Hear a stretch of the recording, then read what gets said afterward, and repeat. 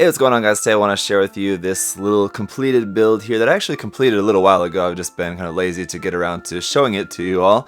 But as you can see, this is just one of the Exceed Zaku Heads, which I've just painted up, mounted up on this block of wood, and stuck this little seated swimsuit 1/35 scale girl on top of there. Now, the Zaku Heads, I'm not exactly sure what scale those are supposed to be. They're definitely bigger than the 1/48 scale size head of the Mega size. So I think right about 1/35 scale is probably right. I'm sure someone on the internet has done the math on that, and you guys can let me know if that is actually correct or not. But I thought the 1/35 scale figure did look pretty accurate to the size as to what it should be. I guess a good comparison would be comparing it to the hard graph Zaku Head, which is in 1/35 scale, but I don't have one of those, so I can't compare it. But anyway, I basically just painted this up, and as you can maybe see underneath there, added some just little detail parts just to make it look like some sort of like pistons and tube kind of things like coming out of the bottom of the head. And that's really all I did in terms of modification. Oh, I guess that's not true. I did a little bit more modification on the front of the head as well. The extra like raised detail like kind of around the brim and kind of like upside down V there on the front of the head, which I can only assume is for like rain, so that when it's raining, the rain doesn't fall down directly in front of the mono eye. So that's sort of to kind of like trail the rain off to the side. That's my guess, but that is a detail that is a feature of the hard graph Zaku Head, which I wanted to include here on this head as well. So that's basically just made with a couple little pieces of plot plate and just glued onto there. So simple enough to make that. And actually, whilst painting this, I made a mistake, and it's not really all that noticeable, luckily. But now, like when I was on like the very last step, I was completely done with the entire thing and spraying my final top coat on it. I didn't clean my airbrush well enough, and there was still a little bit, just a tiny little drop of gray paint in there that mixed in with my clear coat. So as soon as I started spraying that, it didn't come out clear. It came out like a little bit smoky clear right on like the back of the head, sort of. So like the center of the back of the head. So rather than just like completely nuking the whole thing or just completely sanding down the whole thing, I would have just repainted the whole thing, because the blue is custom mixed and I didn't mix extra of it, and I wouldn't have been able to match the blue again. So what I ended up doing is pretty much the gray spray was just like in the center of the back of the head. So that's why it has the white stripe down the top of the head. Originally I wasn't going to have any white except for on the nose. I wasn't going to have the top of the head in white. It was just supposed to be all in blue. But because I had to repaint that part, that will I'll just repaint this part here in the center rather than repainting the entire thing. So yeah, just sanded down and re-primed and repainted just the center part of the top of the head in white there to match the white, because the white wasn't custom mixed, it's just warm white, so that's easy enough.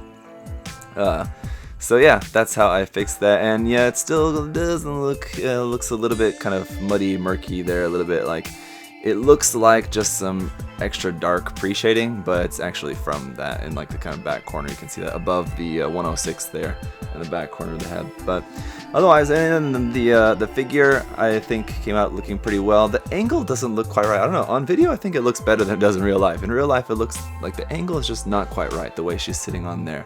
But yeah, I left that in gloss so that it looks like she's sort of like a little bit wet. Obviously she's wearing a swimsuit, so maybe just been for a swim or something. I don't know, you can make up your mind on how you want to interpret that, but I thought that looked right, I think, but I don't know, I'm not sure. What do you guys think about that? Leave that gloss or also give her a spray of matte as well. And I do have the clear part for the Zaku's face, the clear part for the visor. I left it out though, but I could put it in if I want though. I kind of like it without the clear part though.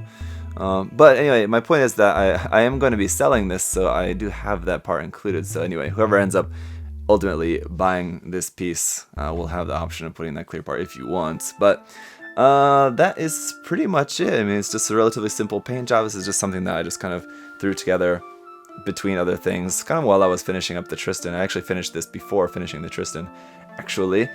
Just haven't really got around to showing you guys, but that's it. It pretty much just stuck a few decals on there, painted in some of the details. One thing that I did on this that I didn't do on the Zaku Head that I painted, now it's probably been 2 years, I guess now, since the first one that I painted, was painting the gray bits in between the kind of the round links on this like hose cable part there around the side of the head. So on the first one I didn't paint in between those, and I didn't quite like that, so I liked it much better now that I just took the extra little time to paint in between there as well, just to kind of add that little bit of extra detail, I guess you could call it, but just better color separation, I guess, between there where it should be. And then the wood block, it was just like a kind of pencil holder thing that I just turned upside down. So that's pretty much it. Just sanded that clean, and it's just held up with a just 3mm brass rod, just going straight up through the head. So you could actually turn the whole head and it would turn the mono eye. Like the mono eye would stay straight because that's what the brass rod is connected into the mono eye part. So the mono eye would stay straight, but you could turn the head and like turn the whole thing and have the mono eye looking off to the side or something like that. This could be cool. And speaking of which, I guess that is one other thing that I did change. That mono eye part is changed from the original one. I just put a different clear pink kind of like semicircle part over the top of that, a lens part from Kotobukiya. Picked up a bunch of those a while back in a different gunflip delivery video. Anyway, at the moment I do have another Exceed Zaku Head that I'm in the middle of getting prepped up for painting because I want to use that for a couple of different like short little tutorial videos, so you guys will see some more Zaku Head action in the form of sort of tutorial work in progress videos in the near future as well. But that's it for this one, guys. Let me know what you think about it there down below. I quite like the colors, but I do think that it did get a little bit messed up just from that miss-spraying there, unfortunately. But anyway, it came out pretty good. These are a lot of fun just to kind of just sand up and just paint up. Pretty simple little projects, and you can just stick it on a base, or you can use the included base, but I don't really like that. It's a little bit not as attractive as just putting it on something else, I think. But if you guys don't have any of these and you can find one or two or a set of them for a good price, I would say definitely worth picking up. Just to kind of practice your painting on, have some fun with making some custom Zaku heads. So that's it for the video, guys. Thanks so much for watching, and I'll see you next time. Bye bye. Thanks for watching.